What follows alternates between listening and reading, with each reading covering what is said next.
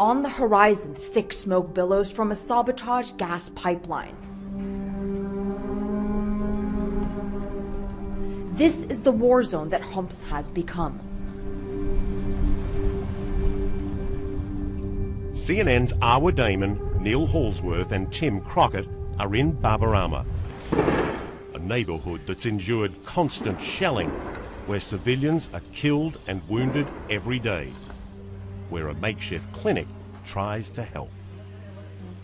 We're here with Dr. Muhammad, who has actually been on numerous YouTube videos throughout this uprising, and now we're actually getting a first-hand look of exactly what he and his team are up against.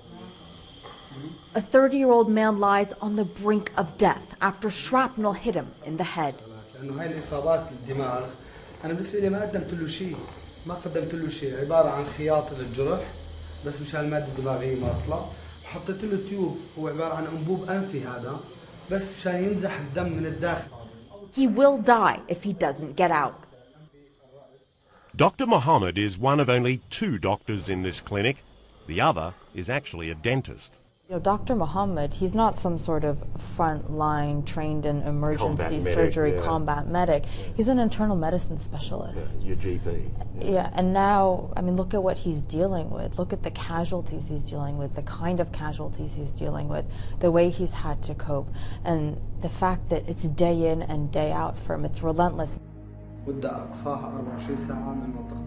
The doctor is just saying that this is a patient that has to get outside of Baba Ahmed within 24 hours, or else his leg most definitely is going to need to be amputated. You saw some horrific wounds, all of you, in these places.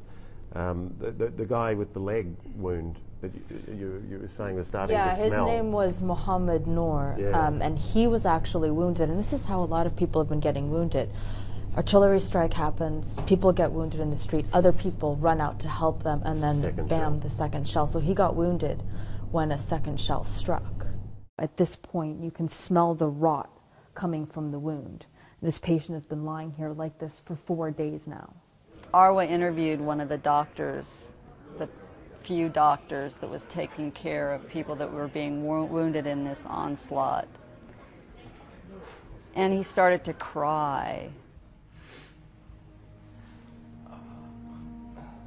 طبعا هاي حالة عاشت، هذا الإنسان عاش ما زال طيبا. معظم الحالات التي تصلنا بتر أطراف بتلاقي الحالة عم يموتوا بعد ساعة أو ساعتين لأنه ما بنقدر نسوي له شيء. Here's one doctor, one man in there crying out on a daily basis that he needs help, his patients needs help. He's seen who knows how many people at this point in time die because he can't give them what they need. Lack of equipment, lack of experience, lack of medicine, and they can't get them out.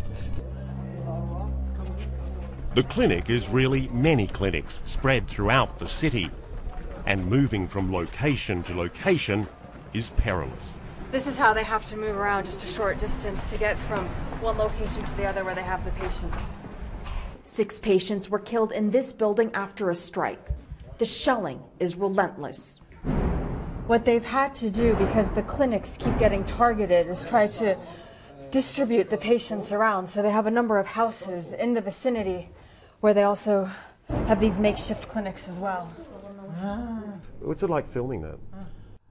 Well, you've got to be respectful, so it's kind of tough filming to actually, one, show how bad it actually is, but 2, not get intrude too much. So, you know, it is tough. Every patient is desperate to tell their story by any means possible. This man tracing the shape of a tank on the wall. This here is Abbad, and he's been drawing, trying to explain to us what happened because he's in so much agony he can't speak.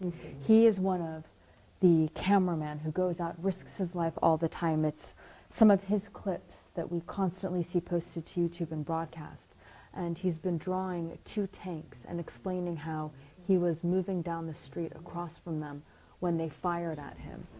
I've seen injuries and wounds equally as nasty in my career, but I think what really struck me was the fact that they had nothing.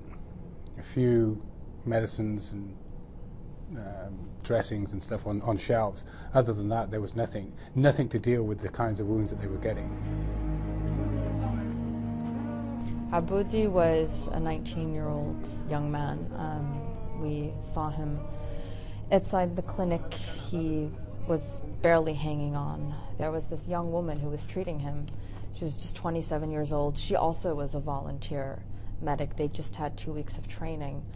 And you could hear the anger, the frustration, the sorrow, the sheer emotion in her voice when she was talking about how this was a young man just at the beginning of his life. He was actually engaged to be married. And he had volunteered to help the wounded, and all of a sudden he'd found himself in the hospital bed as well.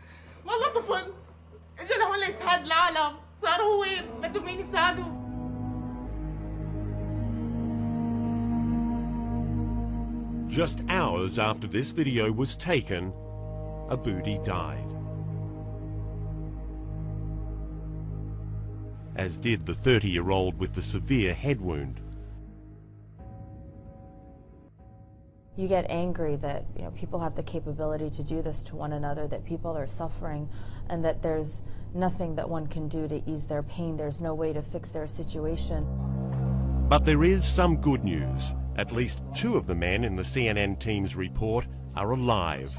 Abad, who communicated through drawing, made it to a hospital in Lebanon. So too did Mohammed Noor. He did actually manage to get out, but not in time. The last I heard was that, yes, his leg was going to have to be amputated. What may never be known are the fates of hundreds of other people who were unable or unwilling to flee. It was so indiscriminate, it was so widespread, and it's hard to put into words, but every single person that you meet there has gone through something so horrific. No other human being would ever want to go through it.